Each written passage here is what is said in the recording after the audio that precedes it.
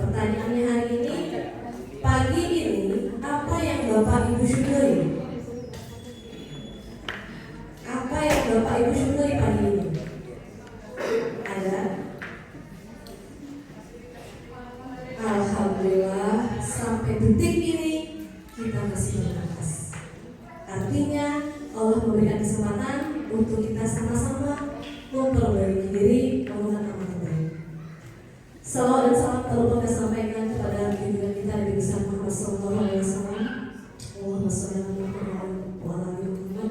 Karena beliaulah kita bisa merasakan ilmu pengetahuan yang bersama dan banyak tuntunan yang beliau ajarkan supaya kita bisa menjadi pribadi yang lebih baik.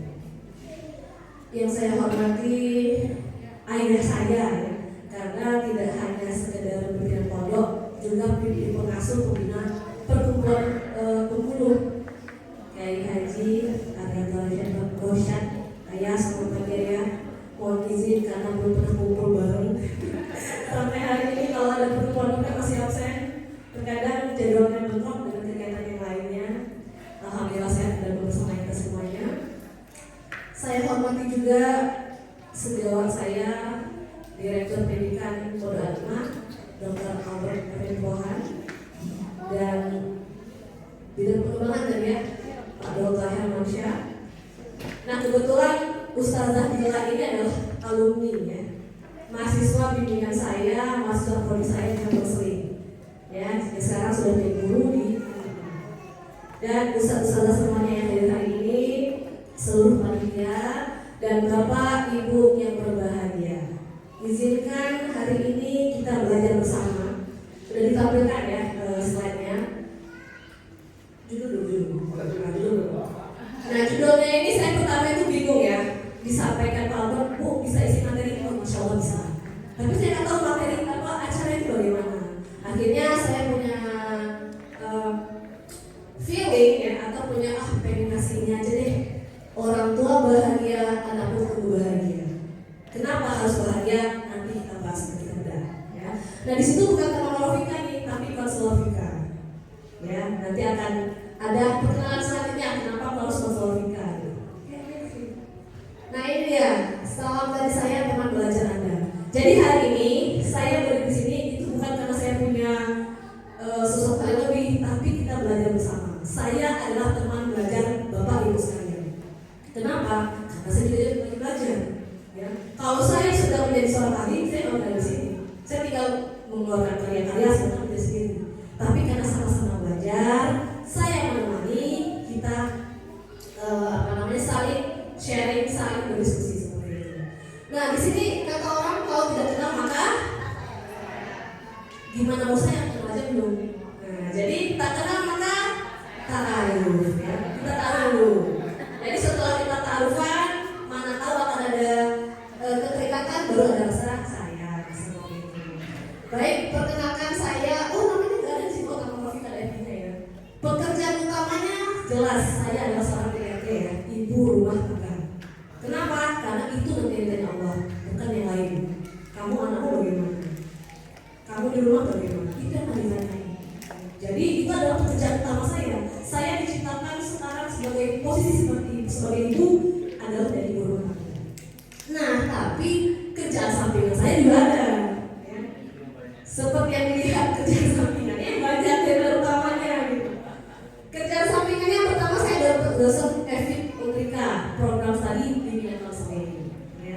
Jadi mana tahu nanti ada Bapak Ibu yang mau BK, nah saya promosi dia langsung ya. Dan kedua saya konselor ATC di Batam. Nah, konselor ini karena saya ngambil BK, ngambil profesi, jadi dia jadi konselor. Kalau seandainya saya dengan psikologi, ngambil profesi jadi psikolog. Jadi saya konselor dan psikolog itu sama-sama setara. Nah, itu apa ATC klinik? Nah, itu alhamdulillah itu klinik yang saya buka tahun ini. ATC itu kepanjangan dari Atamah Counseling Care. Nah, ini bisa jadi wadah, mana tahu nanti ada saya mau konsultasi deh, saya mau sisi konseling deh, boleh nanti ke ATC. Terus yang ketiga affiliate kelas bisnis dan mandiri, ada beberapa kelas yang saya ikuti, boleh nanti kalau mau ibu saya pengen lebih upgrade, nah, kita boleh berdiskusi di sini. Ada juga ASN bisnis dan kesehatan dan print online. Ini banyak banget ya kayaknya kerja sampingannya ya. Tapi kenapa ini perlu? Ya, karena kita diciptakan Allah itu punya potensi. Tergantung potensi ini mau kita upayakan atau tidak. Tapi tetap kita tidak melupakan esensi pekerjaan utamanya apa. Ya, jadi sampingan ini hanya sebagai pelengkap saja. Intinya adalah ibu rumah. Nah, kalau bapak rumah, bapak rumah tangga. Oke, lanjut. Nah, kita masuk ke sesi pertama. Saya mohon maaf ya, kalau saya agak jalan-jalan karena saya butuh bertanya nanti pada Bapak Ibu. Apa sih definisi anak menurut Bapak dan Ibu? Boleh satu orang? Ada mic-nya? Definisi anak ini nggak mesti pakai rumus ya, misalnya berdasarkan teori nggak mesti. Terus apa persepsi Bapak Ibu aja? Apa itu definisi anak? Anak itu apa sih? Ada dari pihak Bapak satu, Ibu satu, boleh berdua ya, biar ada keseimbangan ya, biar seimbang. Satu dari pihak Bapak. Apa sih anak itu? Satu dari Ibu, apa sih anak itu? Oke.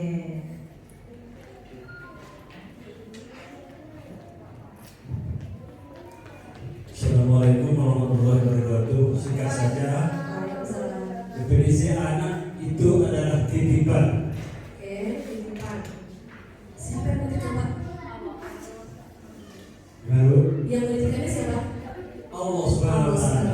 Oke, baik. Titipan dari Allah Subhanahu wa Ta'ala. Terima kasih ya, Pak. Siapa namanya, Pak? Perkenalan Pak. Suhalik wa tua dari Yuhas Hadisam. Oke, selamat pagi ya, Pak.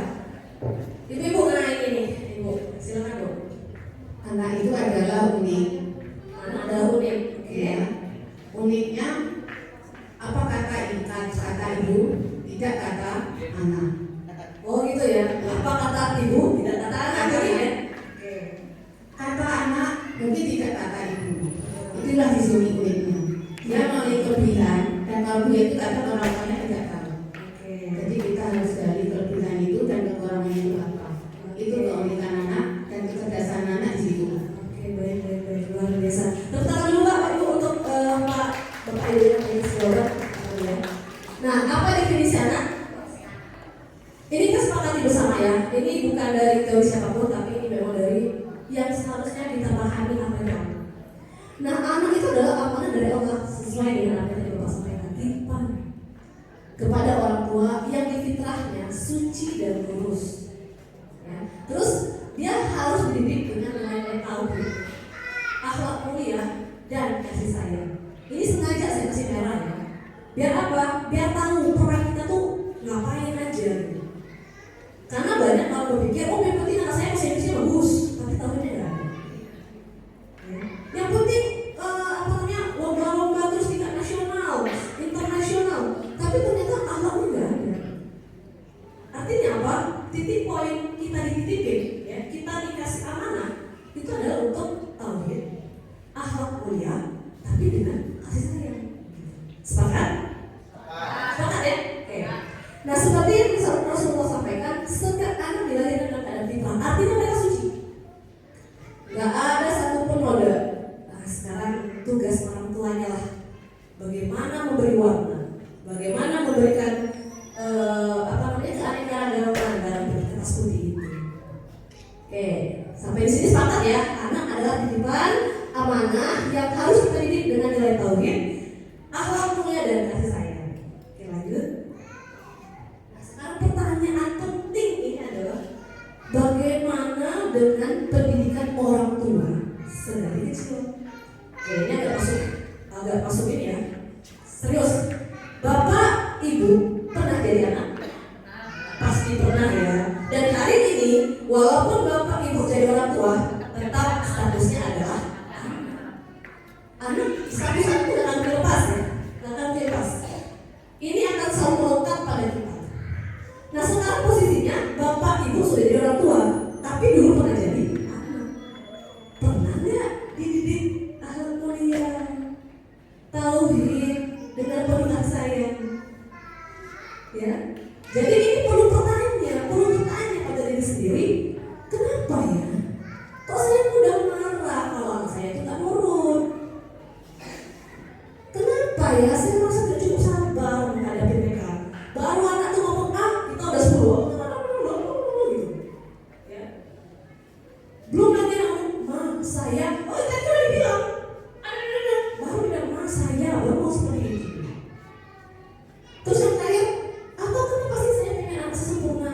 supaya saya tidak gagal saudaraku. Pernah nggak bertanya seperti itu diri masing-masing? Ya. Nah, pertanyaan-pertanyaan ini sebenarnya bukan ditujukan untuk anak bukan, tapi itu adalah pengalaman-pengalaman dari masa kecil kita. Ya. Ini disebut dengan luka pengasuhan yang diwariskan. Kita dulu mungkin ya pernah berada pada keluarga yang tidak pernah ngasih support. Misalnya, "Ma, aku juara 1, biasa aja lah, cuma SD itu aja," misalnya. Ya. Atau pas kita minta sesuatu diabaikan. Nah, secara psikologis kondisi kita masih kecil waktu itu gak bisa memberontak. Sama seperti anak-anak hari ini, mungkin mau memberontak itu susah. Akhirnya apa? Tersimpan di sini, menjadi sebuah luka yang, mohon maaf, mungkin belum sembuh, masih ke bawah. Misal, ini usia Bapak Ibu berapa nih? Anggaplah usianya 45 lah ya. Bayangkan 45 tahun luka itu terbawa. Dan sekarang Bapak atau Ibu jadi orang tua. Luka itu belum sembuh. Dan luka itulah yang Bapak Ibu tidak sadar ya, yang diwariskan ke anak-anak sekarang. Sehingga ketika anak salah dikit, tantrum, "Kamu sudah dibilangin ini," padahal sebenarnya karena dulu ketika Bapak ikut Ibu itu, ibunya pernah marah gitu. Jadi terluka, nggak sadar. Ketika anak melakukan hal yang sama, kita keluar. Tuh ya. Nah, satu hal yang penting yang perlu kita sadari hari ini adalah anak itu tidak hanya mewarisi baik wajah, gen, tidak, tapi juga luka kita yang belum selesai. Itu secara tidak langsung kita wariskan ke anak kita. Kalau dulu kita mau ngomong selalu dibentak, tidak sadar ketika sekarang anak ngomong kita dibentak. Coba flashback. Kalau dulu kita diabaikan sama orang tua, nggak sadar ketika hari ini kita ngabaikan anak. Itu nggak sadar Bapak Ibu. Karena dia tersimpan rapi di bawah sadar. Kalau di pikiran sadar, kita akan bilang, "Oh, saya aku yang baik dong, saya akan begitu sama saya." Itu juga orang sadar. Tapi ketika masuk ke bawah sadar, kita akan mengulang luka itu. Luka itu akan mencari pelampiasan. Ke siapa? Ya ke anak. Nah, pertanyaannya, mau mewariskan ini selamanya atau diputuskan? Saya harus berhenti. Kenapa? Lah, tadi kan anak dititipin Allah. Masa kita ngewarisin yang luka-luka? Kan begitu ya kayaknya. Ketika kita dititipin sesuatu, harus kita jaga dengan baik. Kok kita mewariskan sebuah hal yang tidak baik hanya karena kitanya belum sembuh? Jadi, saya sangat bersyukur sekali bahwa kesempatan hari ini Allah mempertemukan kita semuanya. Setidaknya saya bisa sharing pengalaman ini, saya juga bisa berbagi tentang ini supaya sama-sama kita memulai dari diri sendiri. Kita nggak bisa membentuk anak dari A, B, C, D kalau kita tidak mulai dari kita sendiri. Dan saya, kenapa saya katakan teman belajar? Karena saya juga lagi belajar. Ya, bukan berarti saya di sini, "Oh, ibu itu nggak ada lukanya." Banyak, luka saya banyak banget. Ya, sampai anak saya yang paling kecil yang nomor 2 itu selalu bilang ke tetangga, "Mama, aku itu nggak perhatian sama aku kan." Saya heran, perasaan saya bisa seperti orang lain ya. Kalau di rumah saya ambilin, ternyata tidak ada bonding gitu. Dan ini saya baru temukan ketika saya tahu. Saya belum merasa diabaikan juga. Bayangkan, saya punya anak, nggak sadar saya belum menggunakan pola itu. Nah, ini sangat penting sekali. Nah, kita sepakati dulu ada hukum yang berlaku ya. Pertama, Allah sesuai dengan prasangka hamba-Mu kepadamu. Sepakat ya Bapak Ibu ya? Kita meyakini ini bahwa Allah itu sesuai dengan prasangka kita. Kalau kita katakan, "Ya Allah, pasti hari ini bahagia." Apa kata Allah? Oke, akan saya kirim berbagai macam kebahagiaan. Karena kan bahagia. Tapi kalau mungkin kok sial banget ya, dari pagi ada masalah A, B, C, D, apa kata Allah? Ya udah, karena kalian mau atau karena kamu mengatakan dirimu sial, akan saya kasih lingkungan atau apa yang juga kesalahan. Ya, sepakati dulu bahwa Allah sesuai dengan prasangka hamba. Yang kedua, barang siapa mengerjakan kebaikan secara akan ada balasan. Artinya niat saja kita berbuat baik itu ada balasannya. Niat baik. Lah gimana kalau ada niat buruk? Artinya dibalas juga, gitu ya. Jadi ini hukum yang harus kita pahami bersama supaya kita punya ke depan berjalan sesuai dengan apa yang harus kita pahami dari agama kita. Oke, lanjut. Nah, ini yang akan saya sedikit paparkan lebih dalam ya. Perjalanan manusia. Bapak Ibu semuanya yang hadir hari ini di sini, semuanya manusia? Manusia ya? Oke, berarti jelas ketika kita katakan diri kita manusia, kita sepakati ketika kita di dunia ini kita hanyalah berjalan pada sebuah garis waktu. Betul? Betul ya? Nah ini garis ini saya kasih ini ya, kasih keterangan. Garis ini adalah garis waktu. Garis waktu. Di mana kita ini berjalan dari yang namanya masa lalu menuju ke masa depan. Adakah Bapak Ibu sekalian yang berjalan ke masa depan? Saya mau balik ke usia 5 tahun deh. Ada nggak? Nggak ada ya. Yang ada hari ini usia kita 45, besok 46, 47, 48. Ya. Nah jadi kita ini kalau secara garis waktu perjalanan usia kita selalu maju dari masa lalu ke masa depan. Di mana posisi kita hari ini? Di mana? Di sekarang. Nah sekarang ini juga bersifat statis. Salah. Bersifat dinamis ya, bukan statis. Tidak berhenti sekarang. Sekarang saya kasih ngomong di depan ini pukul berapa? 11:10. Setelah 11 menjadi 11:05, 11:10 itu sudah masa lalu. Ya. Tadi, barusan, kemarin, bulan lalu, minggu lalu itu adalah masa lalu. Paham Bapak Ibu? Sepakat ya? Nah, pahami juga ini. Nah, sekarang kita lihat kata-kata di bawah ini. Masa lalu adalah takdir. Artinya, kalau sudah takdir, sudah kejadian. Bisa diubah nggak? Nggak bisa. Yang bisa kita lakukan itu hanya dua. Menerima takdir alias ridho, atau menolak takdir alias ngeluh. Coba lah dulu aku tuh nikah sama A misalnya, paling nanti begini jadinya. Atau coba lah kemarin tuh aku pakai begini begitu ya. Padahal sudah masalah takdir dan nggak bisa kita mau otak atik.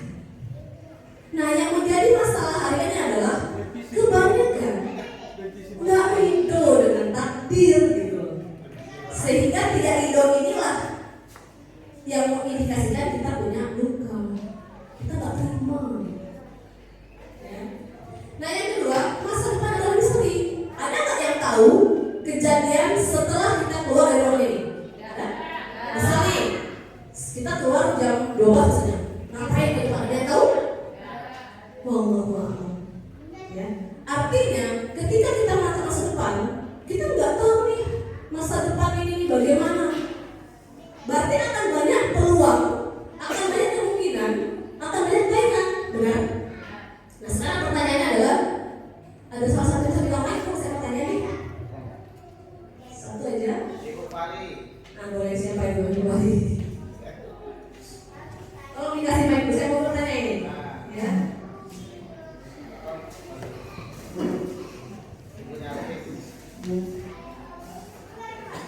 Oke, selamat pagi Ibu. Oke. Ibu anaknya dari mana? Kelas berapa? Kelas 11. Oke, siapa namanya Bu? Oh ya, kelas 11 aja. Cowok cewek? Cowok. Dua-duanya cowok ya. Nah, sekarang siapa nama anak pertamanya yang kelas 11? Alfi. Alfis. Oke. Alfis itu pernah bagaimana?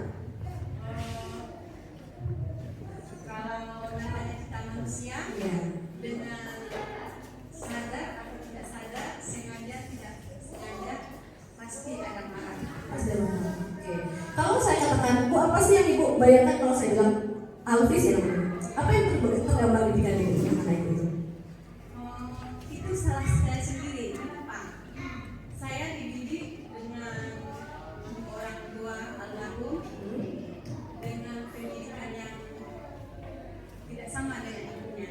Sementara saya sekolah pun dulu tidak ada istilahnya menjadi belajar pendidikan menjadi orang tua. Itu pun cara kita mendidik anak kita dengan pola asuh orang tua kita yang kita sendiri. Iya benar. Oke, pertanyaan saya coba tunjuk dulu. Apa yang Ibu bayangkan ketika saya tanya tentang Alvis? Apa yang terbayang? Dia itu kenapa gitu? Dia terbayang. Bisa membuat kita bahagia, Oke. bersyukur, Oke. bisa membuat kita sedih atau kecewa, Iya. bisa kita sangat berharap. Berharap. Berharap Oke. sama Allah. Oke. Maafkan saya. Baik, tepuk tangan dulu untuk Ibu Alvis ya. Nah, kita akan bedah beberapa kata. Karena kita berbicara tentang masa depan, artinya kita tidak tahu apa yang terjadi di masa depan. Pertanyaan saya tadi, apa yang tergambar di benak Ibu atau di pikiran Ibu ketika saya mengatakan anak Ibu Alvis? Alhamdulillah dia bisa saya bahagia. Ya. Artinya itu kemungkinan di masa depan memang bisa jadi bahagia. Buat saya sedih. Nah sekarang pertanyaannya, sedihnya apa? Kan masa lalu. Apakah di masa depan tetap buat Ibu sedih? Wallahu a'lam. Kenapa Ibu berpikir dari sekarang? Dia buat saya sedih. Artinya kan Ibu merencanakan di masa depan anak saya ini akan buat saya sedih. Begitu ya? Padahal Ibu nggak tahu nih di masa depan apakah tetap buat Ibu sedih atau kecewa. Ibu nggak tahu. Tapi kenapa? Sempat punya pikiran buat saya kecewa, buat saya sedih. Artinya kita berencana tuh sama semesta. Nanti anak saya di masa depan buat saya sedih juga. Kenapa hari ini saya udah bilang? Padahal posisi kita sekarang itu dinamis.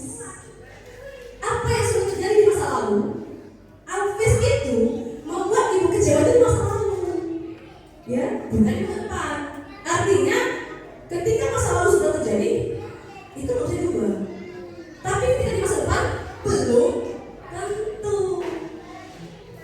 Ya wallahu a'lam. Nah artinya sekarang adalah waktu yang bisa kita ubah untuk menentukan perjalanan selanjutnya. Kalau hari ini kita punya sebuah niatan untuk menjadi baik, putuskan lagi. Ya. Nah ini juga terkait dengan muka masa lalu tadi ya Bapak Ibu ya. Misalnya usia Bapak Ibu sekarang adalah 45 tahun. Ini bisa kita ambil total. Di masa lalu dari 0 sampai 45 tahun, bayangkan berapa banyak trauma atau luka yang nyangkut di sini. Pertanyaannya, apakah di masa sekarang sampai ke masa depan trauma atau luka itu masih mau dibawa? Karena kita selalu berjalan. Nambah 1 tahun, nambah lagi trauma luka. Nambah 1 tahun, nambah lagi trauma luka. Apakah mau terus dibawa? Pengennya tidak. Kalau pengennya masih ada keinginan bertahan di bawah gitu. Ada hal baru.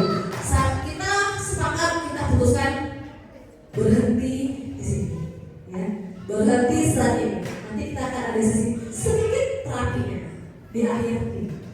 Oke, lanjut. Nah, ini yang tadi saya katakan ya.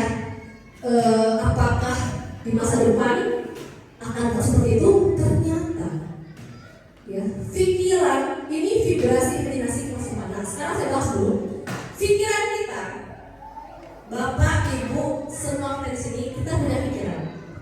Nah, pikiran ini dia bahasanya adalah gambar, imajinasi kalau bahasa orang. Dia nggak tahu apakah gambar itu nyata atau gambar ini bohongan. Selama pikiran kita terima, masuk akal kata orang, itu jadi program. Contoh nih, saya bilang, bayangkan ada buah jeruk di tangan, terus kita iris, bagaimana asalnya keluar, pasti kita kayak mengeluarkan air liur gitu ya. Padahal ini bohong loh, ini nggak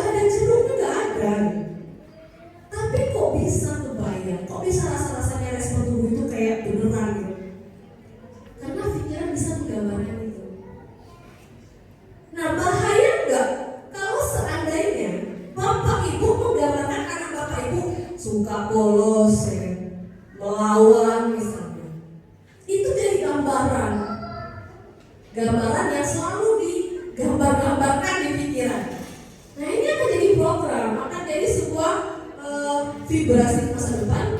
Akhirnya anak bapak ibu yang hari ini terbentuk itu nggak tiba-tiba jadi seperti itu, tapi ada lemparan gambaran ibu dari hari ini ke masa depan.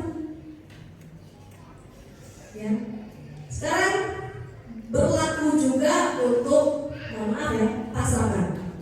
Tuh ibu deh, ibu kalau ingat wajah bapak-bapak yang sekarang ya, persani dulu. Bahagia ya, selalu bahagia ya. Alhamdulillah bahagia. Ada nggak yang baru lihat? Ada nggak yang begitu? Ada. Kalau bapak gimana? Lihat istri sekarang baru balik ke rumah, baru dari kerjaan pulang, maaf dia di sini. Gimana kira-kira perasaannya? Garut lagi gitu. Ini lagi gitu. Sepakat oke ya Pak? Luar biasa kalau Mas bahagia ya. Artinya apa? Kenapa kok bisa begitu? Karena gambaran di pikiran bukan gambaran yang positif, tapi yang nggak mau ini, nggak mau nurut ini itu bergambar, dan itu diperjelas setiap hari. Setiap lihat ke bapak, kan lagi itu kejadian.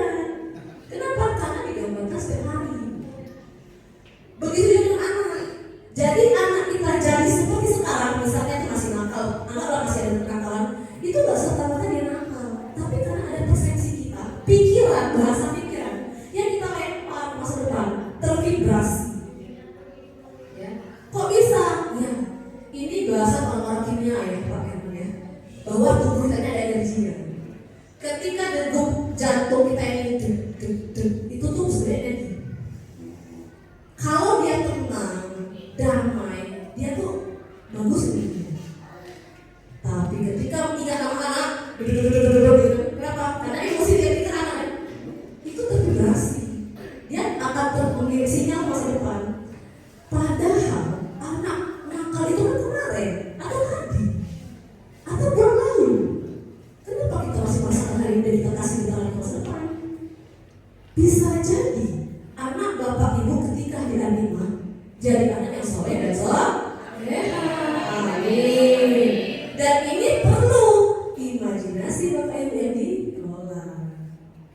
Kenapa? Karena bahasa pikiran, bahasa gambar sangat-sangat penting dalam mewujudkan sesuatu masa depan. Nah yang kedua ada namanya bahasa perasaan. Tadi kan pikiran nih, sekarang perasaan. Apa yang dirasakan ketika punya anak? Wih, saya kesel banget. Setiap dia nih entah bawaannya mau emosi aja. Ya, pernahkah di suatu masa ketika lihat anak, wih saya tuh bahagia banget punya dia, bangga banget. Pernahkah? Pernah mungkin sekali.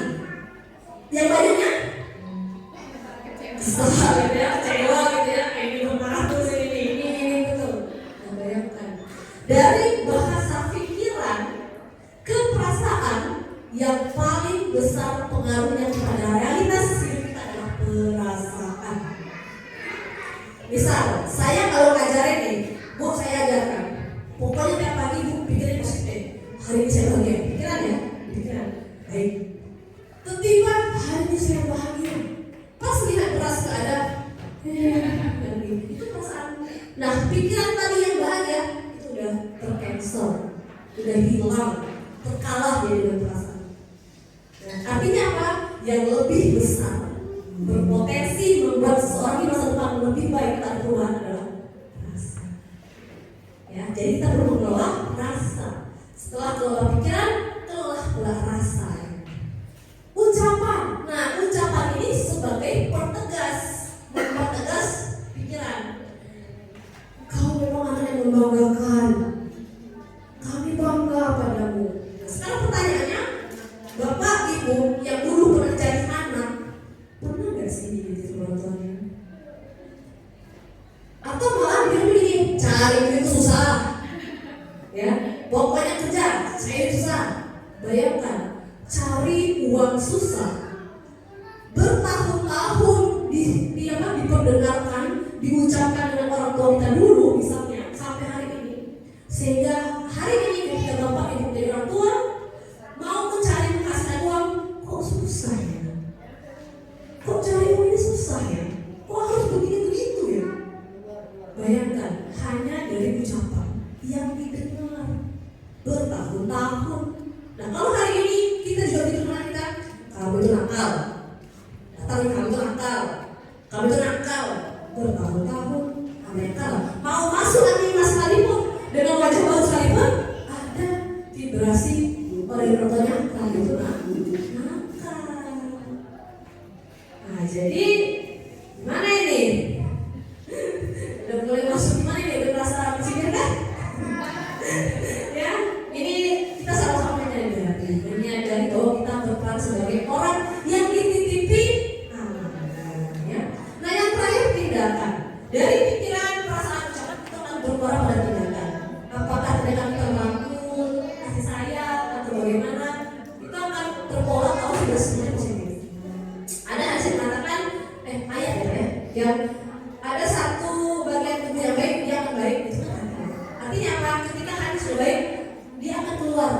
Ya, tinggal laku baik, perkataan yang baik, pikiran yang baik, dengan perbuatan yang baik. Artinya yang sekarang kita harus bersihkan adalah hati. Bagian sini ya. Betul kata ayah tadi, kata kiai tadi, di pesantren yang kita ubah itu bukan fisik, tapi di sini kan. Kalau fisik kasih dia makan, gizi dia akan tumbuh sendiri. Tapi kalau bagian dalam karakter hati nurani itu gak bisa hanya kasih makan fisik. Memang ada unsur psikologis, unsur rohani, unsur jiwa yang dikasih makan setiap hari. Alhamdulillah hari ini berkesempatan kita saling-saling mengisi makanan jiwa kita. Ya.